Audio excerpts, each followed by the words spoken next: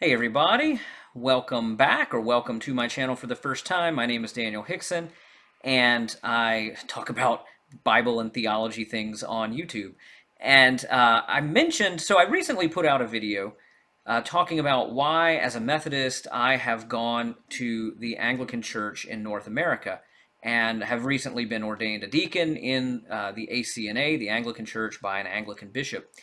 And one of the reasons I mentioned in that video is that I believe, and for many years actually, I have believed in the importance and really the necessity of my ministry being under the oversight of a bishop.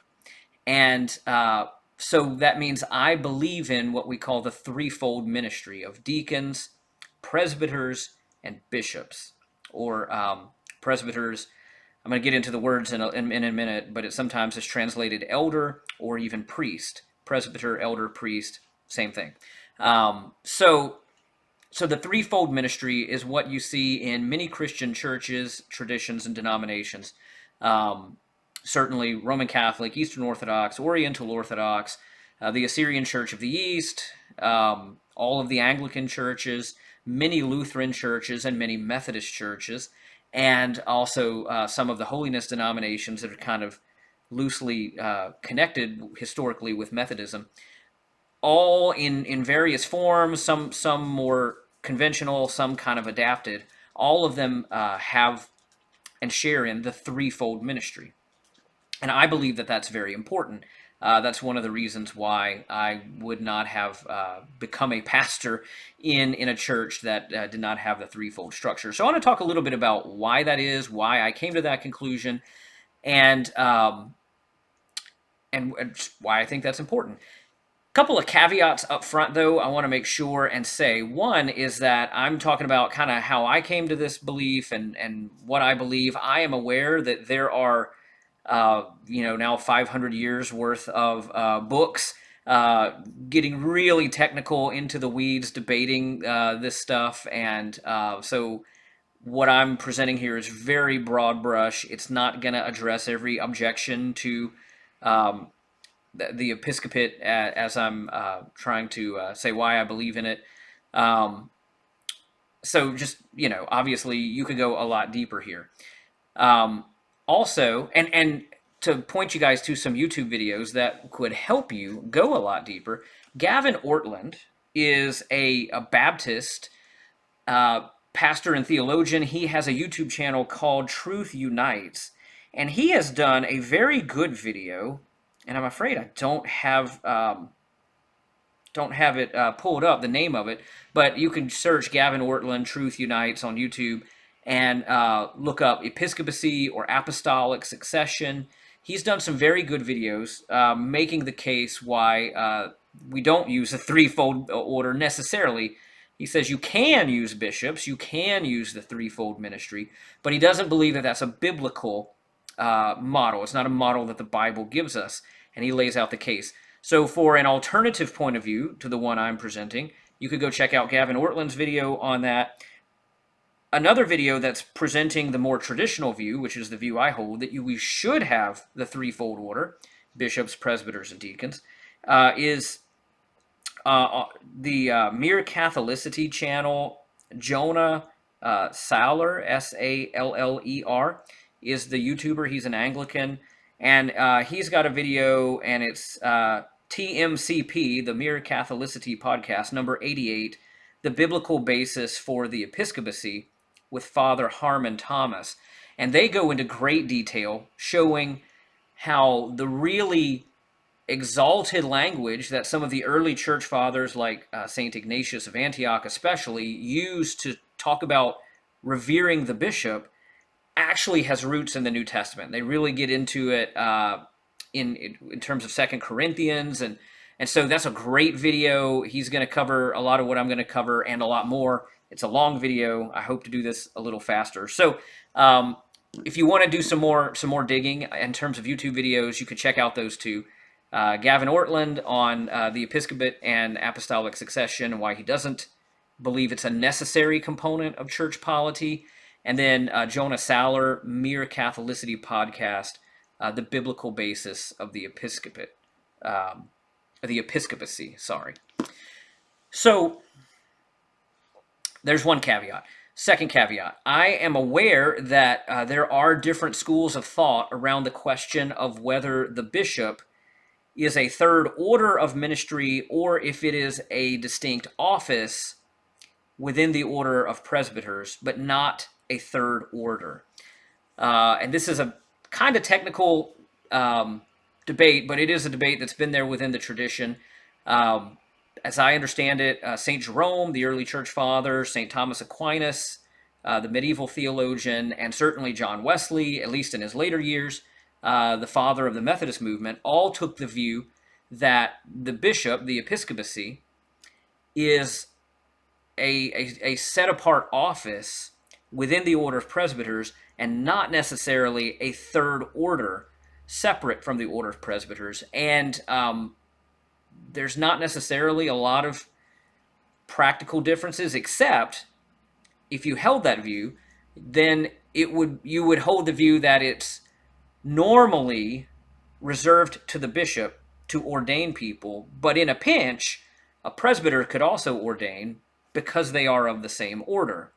Whereas if you held the bishop was a third separate order, you might not hold that a presbyter could ordain. So I'm aware of that debate, and I'm not really going to get into that, except to say that I don't think, for the purposes of this video, it actually makes a difference whether you think of the bishop as a distinct office or a third order. Either way, you're accepting some variant form of a threefold ministry of deacon, presbyter, and bishop. And that's what I'm going to make the case for. Third and most important caveat, of course, there are churches that do not have bishops, even in an adapted or modified form.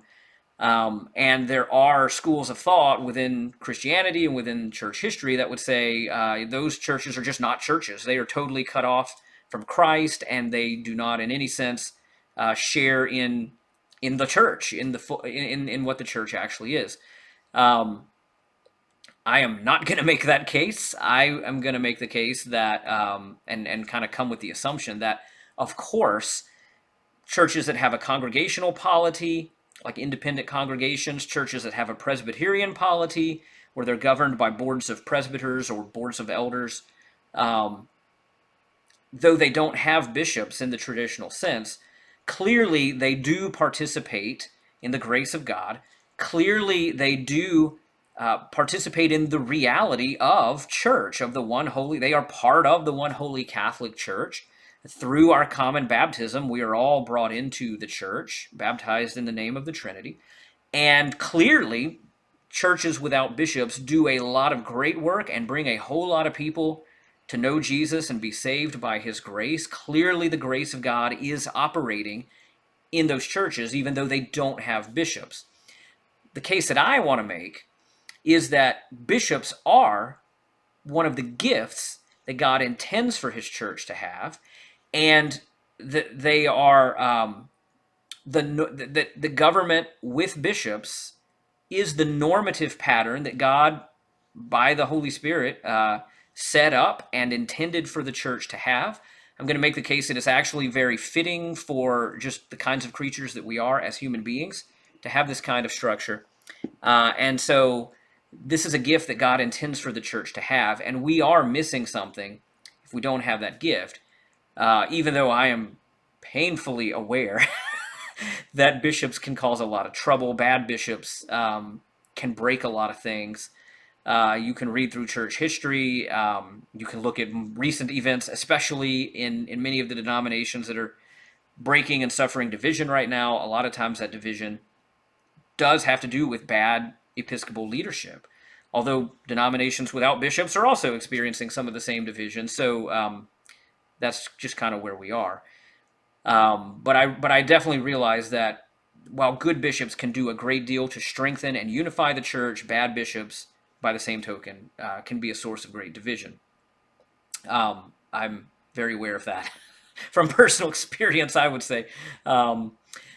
So given that we've had a lot of issues, I came out of the United Methodist Church. I still contend that if going back to about 2012, the Council of Bishops had really uh, stuck to their guns and said, even if we don't like it, even if it's personally distasteful, we are going to uphold the discipline and the canon law of our church no matter what. I think it's very possible that the United Methodist Church would still be unified right now and would not have gone through this big split. I think a lot of the blame really does come to the bishops because it was their job to enforce the book of discipline. It was their job to maintain a functional unity in our covenant relationships, to make sure that people kept to their covenant vows. And the bishops didn't do that. And in some cases, they actively undermine that. So I'm definitely aware that that can be an issue. But even still, I believe in serving under the oversight of a bishop. This is why I sought out a relationship with now my bishop, Bishop Clark Lowenfield, in the Anglican Diocese of the Western Gulf Coast.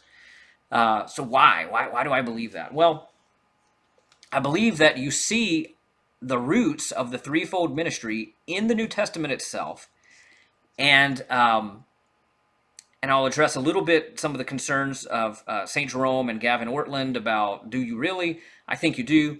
And therefore, I think it's a biblical model, and I think it's a model that the Holy Spirit intended for us to have. And I also believe, and I think this is just kind of an obvious fact if you sit around and think about it, we are not going to have a genuine, visible reunion of Christians without bishops.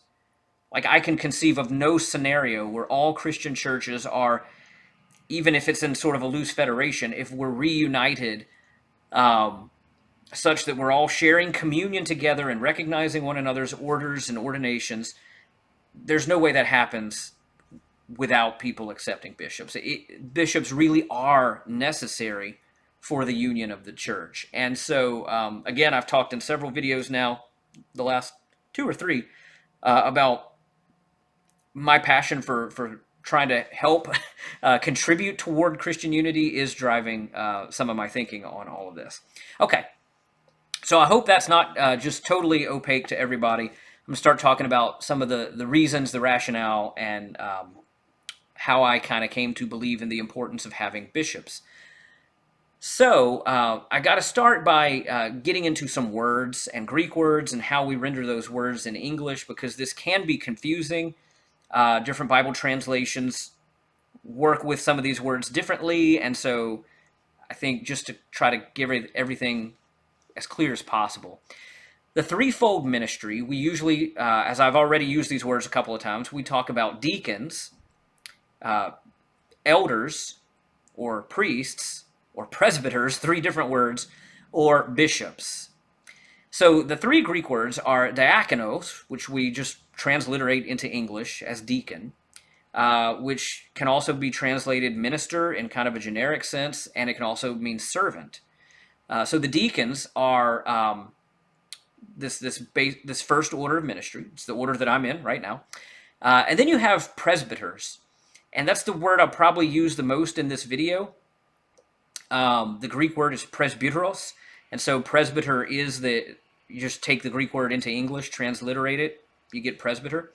It can be translated as elder, and so in the United Methodist Church and the Global Methodist Church and other churches with a Wesleyan or Methodist heritage, we'll often talk about elders more than we talk about presbyters. It's the same word.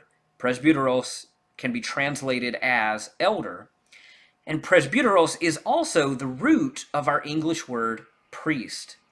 Basically, as it kind of comes through Germanic languages into early English and so on into modern English, the word goes from presbyter, it gets sort of contracted and shortened to prester or prester, and then it gets contracted and shortened even further to priest or priest. So a priest is a presbyter, is an elder. These are, though we may have different kinds of associations with those 3 words just based on our culture and our background, biblically speaking, those are the same thing. Presbyteros in Greek, the presbyter. So you got deacons, and this is well attested in the New Testament.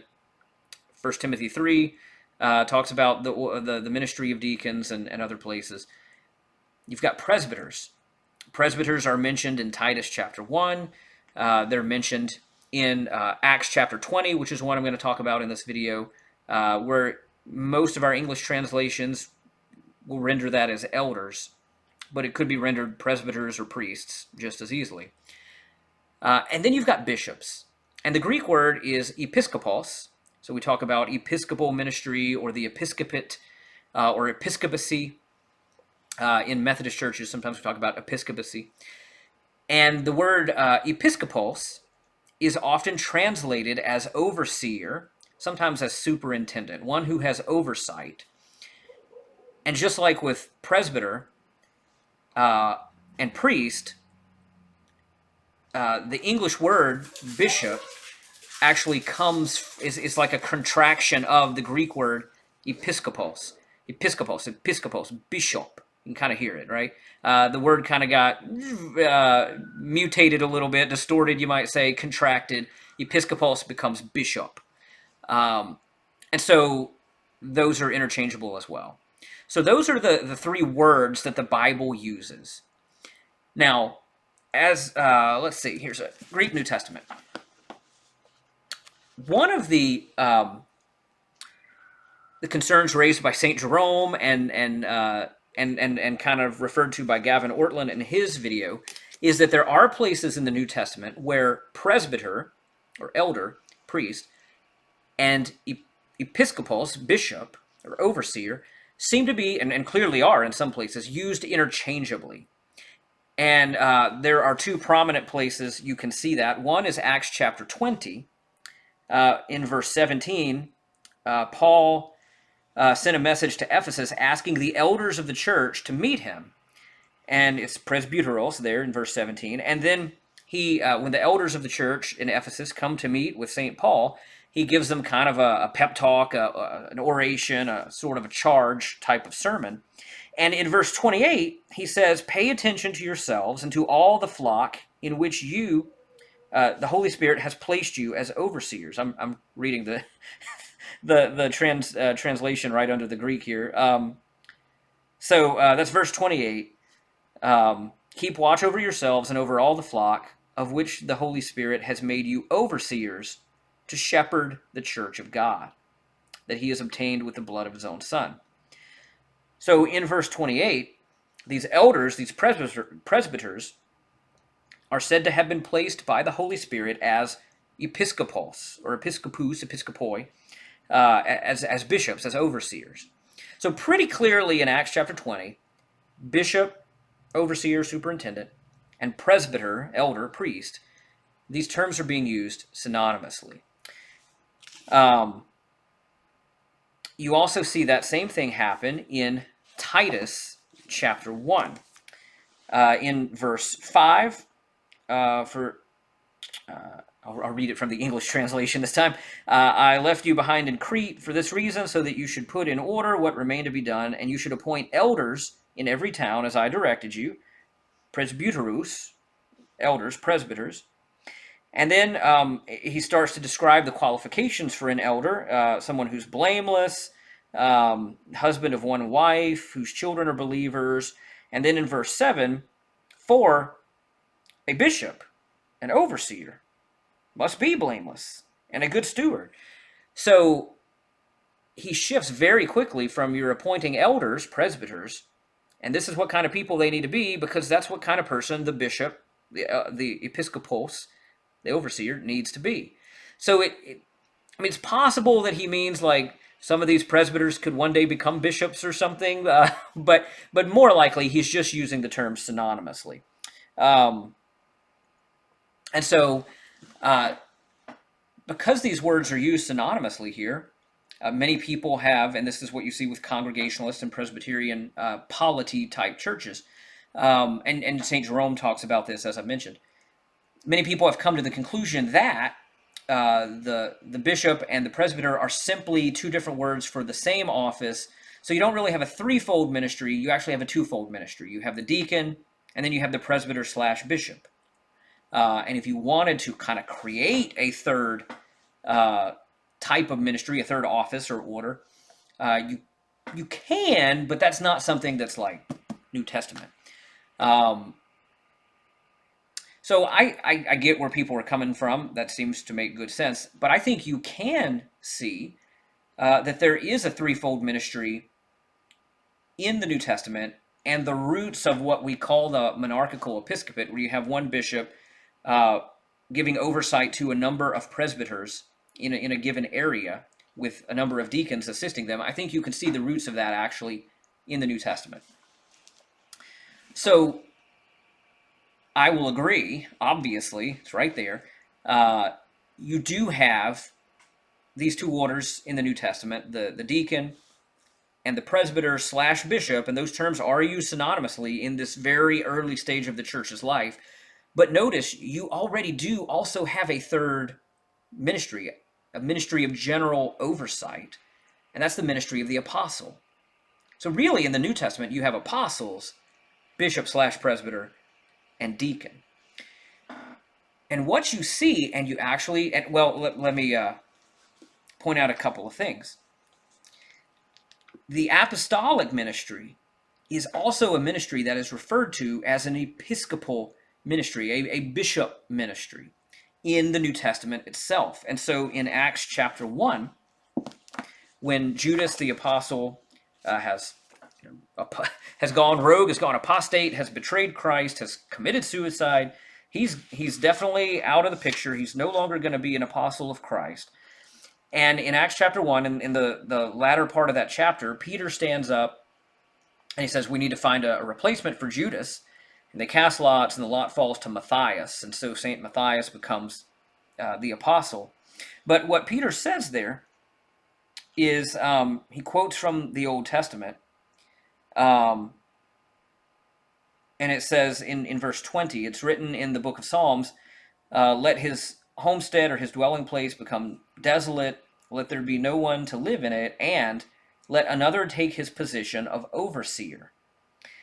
And in Greek, it's in some translations say, let another take his office. In Greek, though, the word that's translated office is episkopein. It's episcopal ministry. It's the bishop's office. So the apostles occupy the bishop's office. And you see that pretty clearly in the King James Version,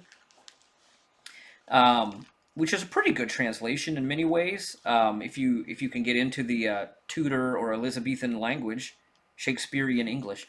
The King James Version says in verse 20, that same verse, let his habitation be desolate, let no one dwell therein, and his bishopric let another take. And then in verse 25, they elect Matthias that he may take part of this ministry and apostleship. So the ministry and apostleship is referred to as a bishopric, as a bishop's ministry or a bishop's office in Acts chapter 1. So you see there's some fuzziness around the word bishop itself. It's used to describe the work that apostles do. It's used to describe the work that the elders or presbyters do as well. And my contention is pretty straightforward. After the death of the apostles begin to die out.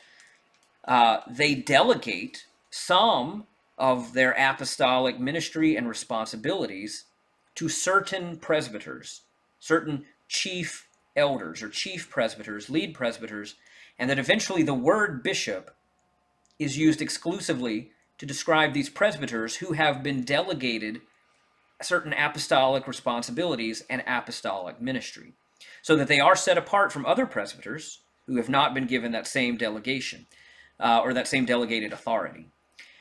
And so there is a transitional period where you go from talking about apostle, bishop slash presbyter, deacon, to where you begin talking about bishop, presbyter, deacon. But functionally, these are the same three orders. You see them operating in the New Testament, and then you see them operating in the early church. So you do see, again, you see some fuzziness around the language. I mean, there are places in the New Testament where Peter refers to himself as an elder, presbyter, where John is referred to as an elder, even though these are apostles.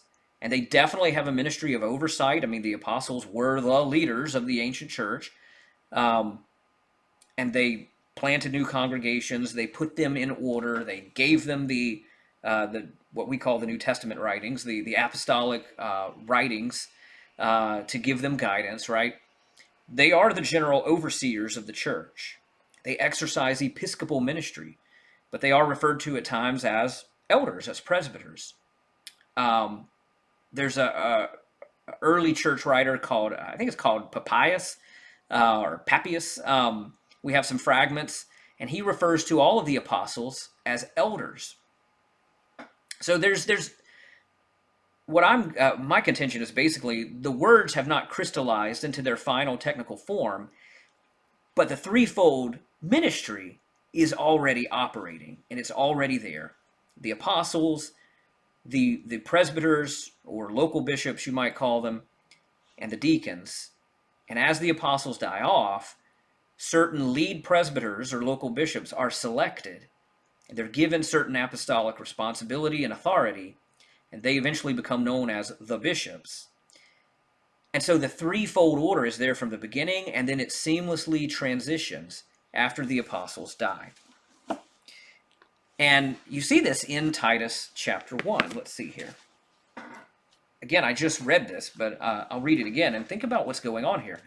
St. Paul, the apostle, exercising apostolic ministry, the bishopric of the apostle, is writing this letter to Titus.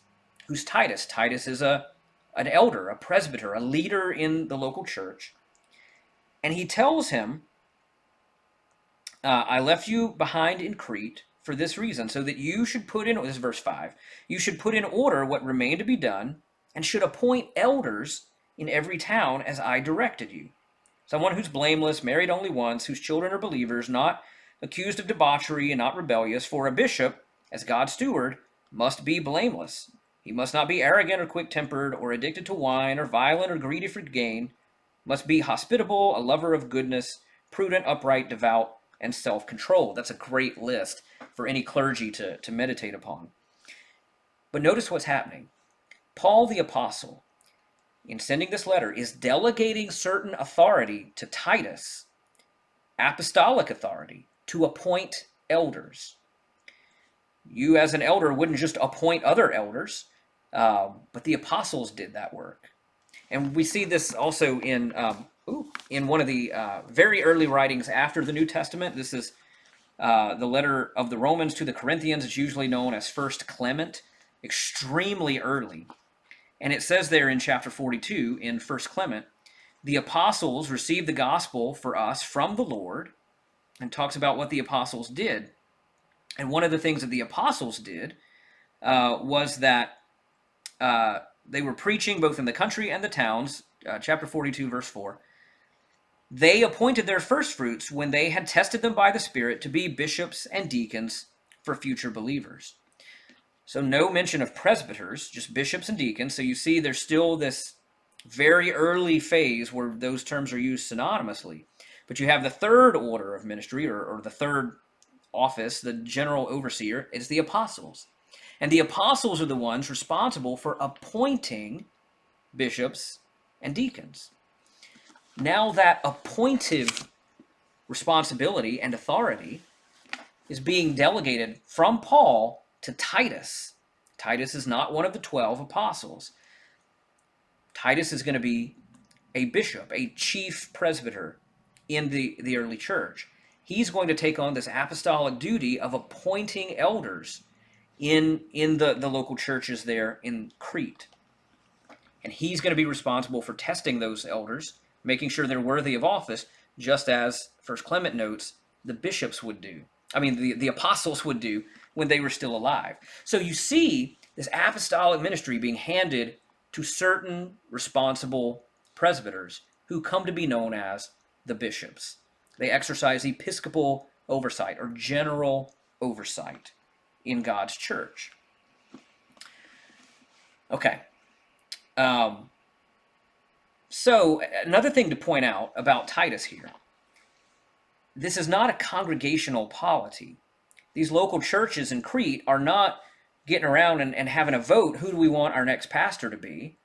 It's not bottom up, it's top down, right? The apostle is giving authority to Titus, the bishop, to appoint elders for the local church. It flows down from the apostolic authority. This is a major reason why I believe in being under the oversight of a bishop, because this is the pattern you see in the New Testament. Your church operates under apostolic authority. It's not a democratic bottom-up thing. Now, no doubt, these churches in Crete, as Titus is working with them, they're going and they're having conversations, and people are saying to Titus, well, obviously, this is the guy over here who ought to be the pastor because he's, mature and wise and meets all his qualifications, and everybody thinks well of him and his faith in the Lord. So I'm not saying it was just this totally autocratic thing without any kind of conversation, but the ultimate authority to appoint elders did not come bottom up. It came top down. And that is what you see in churches to this day that have a threefold ministry. In the United Methodist Church, of course, the bishops appointed elders and then reappointed them, moving them from one place to another. In the Anglican Church, a local congregation can call a presbyter, a priest, an elder, but it's still the bishop who has to give the thumbs up to that and officially appoint that person, even though the congregation has identified who they want that person to be. And of course, the bishop can veto that if they think they don't actually meet the qualifications, or if there's some scandal in their life, or some good reason. So the biblical model you see is that we have bishops who are appointing elders and giving order to the local church. Another thing that you see that I think is worthy of pointing out, let's see, St. Ignatius of Antioch is very early. If I'm not mistaken, he was discipled by Polycarp, who was discipled by the Apostle John. And Ignatius of Antioch famously in his six letters, his several letters, has a very high and robust view of the ordained ministry, especially the threefold ministry of bishop, presbyter, and deacon. And he has this lofty language he uses in many of his letters to talk about how we should obey and submit ourselves to the bishop and everything like that. In his letter to the Smyrnians, in chapter 8, he says this: "Flee from divisions as the beginning of evils. You must all follow the bishop, as Jesus Christ followed the Father, and follow the presbytery, the elders, the presbyters, as you would the apostles. Respect the deacons as the commandment of God. Let no one do anything that has to do with the church without the bishop. Only that Eucharist which is under the authority of the bishop, or whomever he himself designates, is to be considered valid. Wherever the bishop appears, there let the congregation be, just as wherever Jesus Christ is, there is the Catholic Church. It is not permissible to either baptize or hold a love feast without the bishop. But whatever he approves is also pleasing to God, in order that everything you do may be trustworthy and valid." So a couple of points. Again, this is pretty typical of Ignatius about this very high view. And this guy, think about it, this guy is so early. He's learned his faith from somebody who learned it from an apostle. He's reading the New Testament in the original language. He's inhabiting the original culture. This is not somebody like John Calvin, 1,500 years later, having to try to read this stuff in translation and try to reconstruct with historical imagination what the first century church must have been like. This guy knows what it's like. And this is how he describes the threefold ministry and how important it is. So I don't think, it seems pretty implausible to me, let me put it this way, that the early church was really Congregationalist or really Presbyterian, and Ignatius and other early writers like Irenaeus of Lyon just missed this. But people reading many centuries later in a different culture, in a different language, trying to reconstruct the way it worked in the early church, got it right. That just seems implausible to me. But that is kind of the rationale for not having bishops in many of our churches that come out of the Reformation. But notice what also he says: flee from divisions as the beginning of evils. And then he says, don't do anything to do with the church without the bishop. Only the Eucharist under the authority of the bishop is the one you should go to. Part of what you see in the early church is that the bishop really, in almost a mechanical way, is the focus of unity, rather. If if the only Eucharist, the only communion service you go to is the one under the authority of the bishop, either he's presiding or someone that he has designated, Ignatius says, that is to say, a local presbyter, a local priest, a local elder is presiding, and that person's in full communion and under submission to their bishop, then you're not going to have divisions in the church because you're all going to be remaining under the authority of that one bishop. The Lord's Supper, the Eucharist, is a sign of our unity not only with Christ, but also with each other. And you actually have to go to the bishop or someone he's designated to receive that sign. Like, you have to get together. You can't just go off and do it on your own. The way it's kind of set up in the New Testament and in these early church fathers is that, of course, it functions to create unity, because you have to go to that person, that bishop or his presbyter, in order to receive the Eucharist together, in order to be the church gathering in the fullest sense. You have to go to them. And so this is actually a guard against division. I once had a Baptist pastor ask me, serving a United Methodist Church, how is it that Methodist churches don't split and split and split all the time like we Baptists do, is kind of how he said it. And I said, well, long story short, a lot of it has to do with the way that we're structured. Because if you want to have a pastor who's ordained to celebrate communion, then you have to go to one who's been appointed by a bishop. And so there's this sort of institutional and sort of mechanism for holding people together. Now, as I've mentioned, when the bishops themselves get divided from each other, that causes, it's like splits don't happen as often as maybe in Congregationalist churches like that, but when they do happen, they're really big and really bad. So, there's kinds of pros and cons maybe, but this is the pattern you see in the earliest church. You see it here in Ignatius. I think you see, as I've said, the roots of it in the New Testament itself. The apostles designate certain presbyters/bishops to take over apostolic responsibility. Those guys come to be known as the bishops.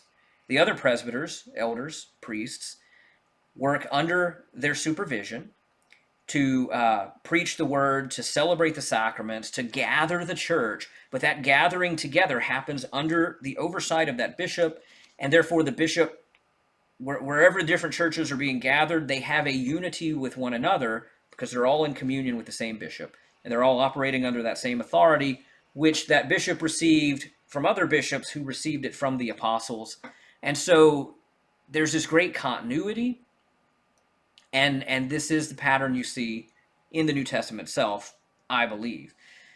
And as I've said, practically, realistically, if you're going to have the broken fragments of the Christian church getting back together visibly, which I think Jesus does want us to do, John 17, he prays for us to be one in a way that the world can see and the world can believe because we're one. They have to be able to see it. It has to be visible for that to work.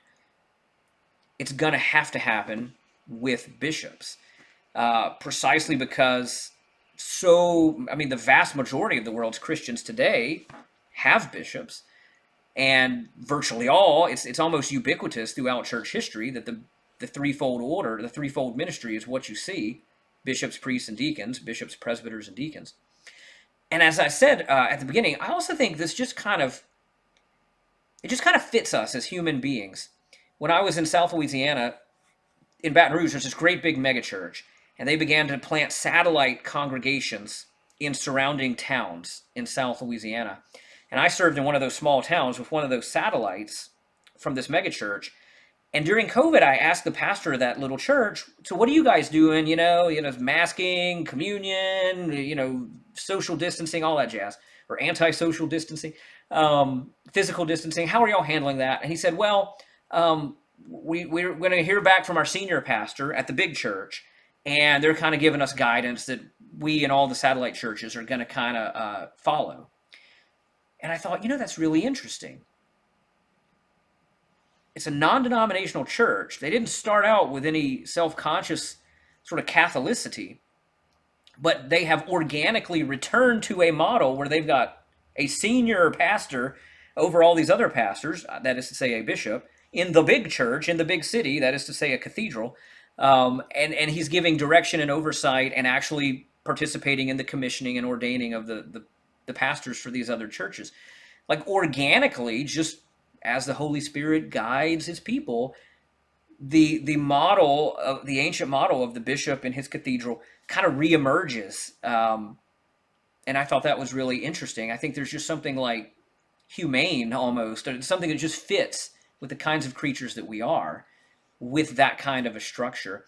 And it is ubiquitous or nearly ubiquitous throughout church history. I think that itself is extremely weighty evidence for why you ought to have bishops. It is possible that almost the whole church, everywhere, in every culture, in every language, got something wrong. But I think it's far more likely that if I'm in a small minority over against the huge vast majority, probably I'm missing something that they're seeing. And so that just the ubiquity of the episcopate throughout church history, I think, is really weighty evidence in its favor. So those are a few of the reasons. I hope this wasn't too long and rambly. It is longer than I hoped. But anyway, that's some of why I believe it's important for me to be under a bishop. I think bishops are intended by God as a gift for the church, the normative structure of his church, and that's one of the reasons why I have sought the ordination that I have. I knew leaving the UMC, if you believe in the basic teachings of the Protestant reformers, and you believe in infant baptism, and you believe in bishops, which, as I've talked about in other videos, I do believe in. Did a video about a month ago maybe on why we would baptize babies. Really, Anglicans, Lutherans, Methodists are pretty much your main options. And they're also extremely close to one another for those reasons and others. So anyway, I hope that's helpful. And I hope that gives people some stuff to chew on, especially if you are like the congregation I'm serving. If you're still discerning, we've left the United Methodist Church. We got to figure out eventually where we want to get our next pastor from, what denomination we want to land in, or what communion, what tradition we want to be a part of, maybe a better way to say that. I hope that you guys will consider this and the importance of bishops all the way back to those ancient fathers, all the way back to the New Testament. All right, that's long enough. Feel free to like and share and subscribe and all that good stuff. Comment on YouTube. And until we connect again, I pray the Lord will bless you and keep you and give you peace. Amen.